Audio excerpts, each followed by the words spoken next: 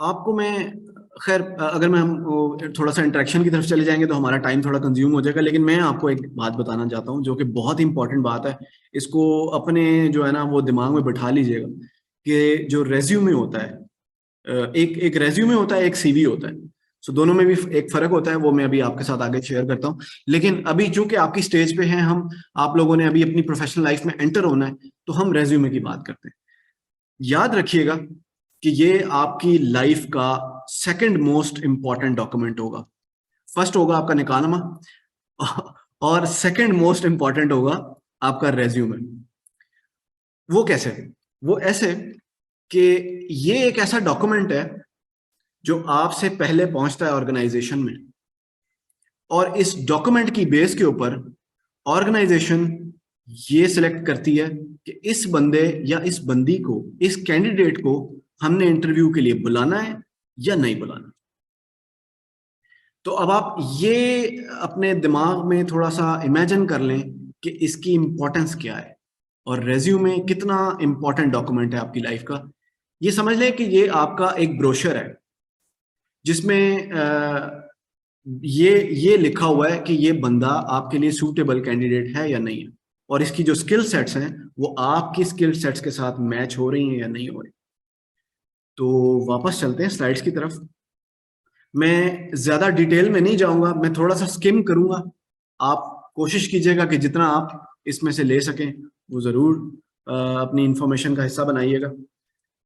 तो रेज्यूमे और करिकुलम में बड़ा बेसिक सा फर्क होता है। रेज्यूमे जो होता है वो शॉर्ट होता है, करिकुलम विटाए जो होता है वो, जिसको हम सीवी भी बोलते हैं, वो लॉन्ग एक डॉक्यूमेंट होता है, मोर देन 3-4 पेजेस। और रेज्यूमे हमेशा 1 पेजर, मोस्टली 1 पेजर होता है, और बहुत कम ऐसा होता है कि 2 पेजर होता है।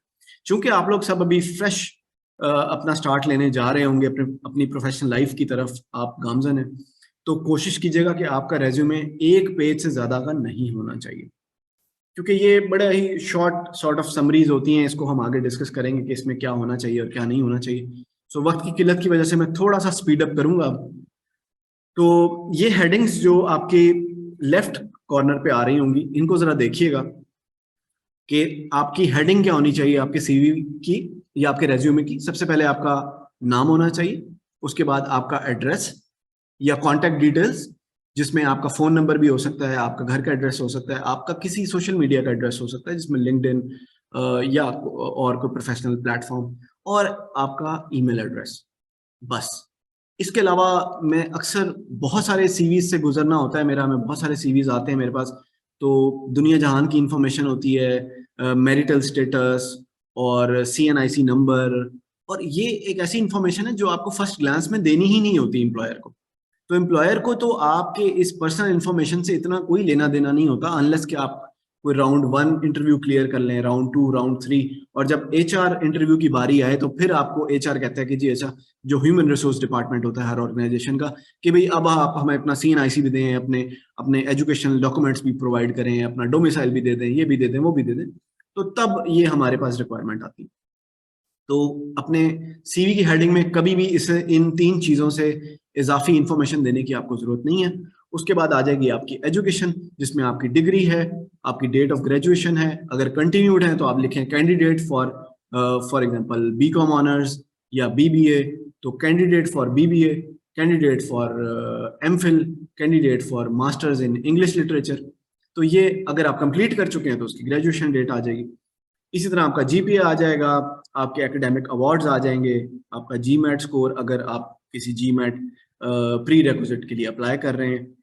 उसके बाद आपका वर्क एक्सपीरियंस आ जाएगा, लीडरशिप एक्सपीरियंस आ जाएगा, और आपके पर्सनल इंटरेस्ट आ जाएंगे, जिसमें आपकी कौन कौन सी लैंग्वेजेस आपको आती हैं, आपके इंटरेस्ट क्या है, आपकी कंप्यूटर स्किल्स कैसी हैं। ठीक है। एक चीज हमें यहाँ पे माइंड में रखने की जरूरत है कि जो रेज्यूमे है ना वो रिफ्लेक्ट करना चाहिए कि आप किस तरह के ह्यूमन बीइंग है। तो उसमें जो ह्यूमन एलिमेंट है वो हमेशा वहां पे मौजूद होना चाहिए, जिसमें आप अपने इंटरेस्ट, अपनी कंप्यूटर स्किल्स, अपनी लैंग्वेज एफिशिएंसीज, प्रोफिशिएंसीज, उसको जरूर रिफ्लेक्ट करें। चूंकि अभी आप लोग फ्रेशर्स होंगे तो वर्क एक्सपीरियंस और लीडरशिप एक्सपीरियंस पे इतना फोकस ना कीजिएगा, लेकिन एक मैं आपको टिप देता हूं कि अगर आपने एक्स्ट्रा करिकुलर एक्टिविटीज में पार्ट लिया हुआ है अपने अपने एजुकेशन लाइफ के अंदर, जिसमें आप स्पोर्ट्स करते रहे हैं, या आप डिबेट्स करते रहे हैं, या आप ड्रामेटिक्स में आपकी इन्वॉल्वमेंट रही है, या उसके अलावा कोई आप एक्स्ट्रा करिकुलर हेल्दी एक्टिविटीज करते रहे, तो उसको भी आप मेंशन कर सकते हैं। और लेट्स से अगर आप आपका कोई ग्रुप है 5 से 10 लोगों का, और आप उस ग्रुप के लीडर हैं, या इवन आप उस ग्रुप के मेंबर भी हैं, तो एज अ ग्रुप आप लोगों ने क्या अचीव किया, आपका क्या ऑब्जेक्टिव था, उस ग्रुप के क्या डिलीवरेबल्स थे, क्या आउटकम्स थे, वो आप मेंशन कर सकते हैं अपने वर्क एक्सपीरियंस में। और उसके लिए कोई आपका हार्ड कोर वर्क एक्सपीरियंस होने की कोई लिमिटेशन नहीं है कि नहीं होगा तो पता नहीं क्या होगा, कुछ भी नहीं होगा। तो लेकिन ये आपका डॉक्यूमेंट इतना प्रेजेंटेबल होना चाहिए कि जो भी देखे वो फौरन उसको क्लिक होके, यार ये इतना जो टॉप नॉच किस्म का फॉर्मेटेड और हर चीज अप टू द मार्क ये डॉक्यूमेंट जिस बंदे का है, I think we should call that person for the interview. तो ये ऑब्जेक्टिव होना चाहिए आपका। अगेन ये वो आपके इंटरेस्ट आ गए, आपकी स्किल्स आ गई, लैंग्वेजेस आ गई, अगर आपने ट्रेवल किया है आपके। अच्छा, रेफरेंसेस, एक चीज एक और बड़ी इंपॉर्टेंट बात है, रेफरेंसेस। 95% रेज्यूमेस के एंड पे लिखा होता है reference will be provided on demand, reference will be furnished on request. इस तरह के सेंटेंसेस, कभी भी आपको ये सेंटेंस लिखने की जरूरत नहीं है अनटिल अनलेस कि आप किसी का रेफरेंस वहां पे लिख नहीं रहे। फॉर एग्जाम्पल, अगर आप किसी का रेफरेंस लिख रहे हैं, मेरा रेफरेंस आप लिख रहे हैं, तो आप लिख रहे हैं बिलाल बुखारी, ये असिस्टेंट मैनेजर हैं office of the vice chancellor में, लम्स यूनिवर्सिटी में होते हैं। तो ये पूरा रेफरेंस लिखा जाता है with name, designation, organisation and contact details, rather than कि आप एक फिक्टिशियस सी लाइन डाल दें रेफरेंसेस विल बी फर्निश्ड। उसकी जरूरत नहीं है, और वो कभी भी एक अच्छा इम्पैक्ट नहीं क्रिएट करती ह्यूमन रिसोर्स डिपार्टमेंट के ऊपर या एम्प्लॉयर के ऊपर जो आपका सीवी देख रहा है। उसके बाद again, limit your resume to 1 page, list your activities in reverse chronological order. ये भी एक बड़ी इंपॉर्टेंट बात है। रिवर्स क्रोनोलॉजिकल ऑर्डर का मतलब है कि जो काम आप सबसे लेटेस्ट कर रहे हैं, अभी कर रहे हैं करंटली, वो सबसे ऊपर आएगा, जो उससे पिछला किया था वो उससे नीचे आएगा, जो उससे पीछे किया था वो उससे नीचे आएगा। अमूमन यहाँ पे लोग गलती ये करते हैं कि जो सबसे पहला एक्सपीरियंस होता है या जो सबसे पहली एजुकेशन होती है वो सबसे ऊपर लिख देते हैं, और जो सबसे लेटेस्ट होती है वो सबसे नीचे लिख देते हैं। तो वो थोड़ा अच्छा इम्पैक्ट नहीं जाता। कोशिश करें कि इसको रिवर्स क्रोनोलॉजिकल ऑर्डर में रखें, जो लेटेस्ट है वो सबसे ऊपर हो और जो सबसे ओल्डेस्ट है वो सबसे नीचे आ जाए।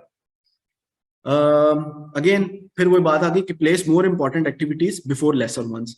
अब ये आपको एवेल्यूएट करना होता है कि आपकी इंपॉर्टेंट एक्टिविटीज को आपने कितनी वेटेज देनी है, किसको आपने हाईलाइट करना है, किसको आप प्रोमिनेंट फोकस के साथ दिखाना चाह रहे हैं, उसको आप ऊपर रखें, जो थोड़ी लेस इंपॉर्टेंट है उसको थोड़ा नीचे ले जाएं। लेकिन ये डॉक्यूमेंट जब आप बना रहे होंगे तो ऑब्वियसली आपके सामने ये सारी चीजें आ रही होंगी, ये पॉइंट्स आपके माइंड में आ रहे होंगे, इसके अकॉर्डिंगली आप बनाते जाइएगा। मेरे ख्याल में इस स्लाइड में इतना काफी है। ये एक रेज्यूमे का स्पेसिमेन है जो मैंने आपके लिए निकाला है। इसमें आप देखें कि सबसे पहले एजुकेशन आ रही है और उसके बाद प्रोफेशनल एक्सपीरियंसेस आ रहे हैं। अगर हैं तो ठीक है, नहीं है तो कोई मसला नहीं है। जब जॉब मिलेगी तो प्रोफेशनल एक्सपीरियंस भी आता जाएगा, और आता जाएगा तो फिर आप ऐड करते जाएंगे उसको। इसी तरह ये प्रोजेक्ट्स एंड इंटर्नशिप्स हैं। अगर आप इंटर्नशिप कर रहे हैं कहीं पे तो वो आपका प्रोफेशनल एक्सपीरियंस भी है। लेकिन अगर आप हार्डकोर प्रोफेशनलिज्म में जा चुके हैं तो फिर आपकी इंटर्नशिप का एक्सपीरियंस अलग से आएगा, प्रोफेशनल एक्सपीरियंस अलग से आएगा। लीडरशिप एक्सपीरियंस भी इसी तरह के होते हैं कि अगर आपने अपनी एजुकेशन लाइफ में किसी सोसाइटी को लीड किया है, ड्रामेटिक्स क्लब को लीड किया है, डिबेटिंग क्लब को लीड किया है, तो वो आपकी लीडरशिप एक्सपीरियंस में आएगा कि आपने इतने लोगों की टीम को लीड किया और आपने ये प्राइजेस विन किए। या आप ऑल पाकिस्तान डेक्लेमेशन में रसालपुर कॉलेज गए, या ऑल पाकिस्तान डेक्लेमेशन में चनाब कॉलेज गए और वहां पे पार्टिसिपेट किया। तो ये क्या है, ये आपका लीडरशिप है। अगेन इसमें सर्टिफिकेशंस हैं, अगर आपने कोई सर्टिफिकेशन ली है तो उसको आप मेंशन करें। टेक्निकल स्किल्स में अगर आप Microsoft Excel, PowerPoint, Word, even Zoom, अगर आप जूम ऑपरेट करना भी जानते हैं तो आज के दौर में इसकी बड़ी एक वैल्यू है, क्योंकि अब आप देखें कि बहुत ज़्यादा चीज़ें ऑनलाइन जा चुकी हैं। इस तरह की मीटिंग्स ऑनलाइन होती हैं, इस तरह की रिसर्च कॉन्फ्रेंसेज और बहुत कुछ ऑनलाइन है। तो जूम भी एक ऐसी क्वालिटी है जो आप अपनी टेक्निकल स्किल में लिख सकते हैं। तो ये है, इस तरह का कुछ होगा डॉक्यूमेंट। आई एम श्योर कि वो इतना एक्सटेंसिव नहीं होगा, लेकिन just to give you an overall idea कि ये डॉक्यूमेंट किस तरह का नजर आना चाहिए, तो ये इस तरह का नजर आना चाहिए। कवर लेटर होता है एक, उसमें ज़्यादा डीप डाइव नहीं करेंगे, थोड़ा सरफेस लेवल पे ही रहेंगे। तो कवर लेटर अक्सर ऑर्गेनाइजेशंस आपके रेज्यूमे के साथ कवर लेटर भी मांगती हैं कि आप ये हमें बताएं कि आप क्यों इंटरेस्टेड हैं इस जॉब के लिए और आप क्यों एक राइट फिट होंगे हमारी ऑर्गेनाइजेशन में। तो ये उसके कुछ पैरामीटर्स हैं कि आपने क्या करना होता है, आपने अपना इंट्रोडक्शन देना होता है, अपना एजुकेशन बैकग्राउंड। आप फिर उसमें जॉब का मेंशन करते हैं कि मैं जी आपकी ऑर्गेनाइजेशन में सीनियर ऑफिसर के लिए अप्लाई कर रहा हूँ इन द XYZ ऑर्गेनाइजेशन, और मेरे जो स्किल सेट्स हैं वो आपके रिक्वायर्ड स्किल सेट्स के साथ मैच कर रहे हैं, तो I can be a good fit for your organisation.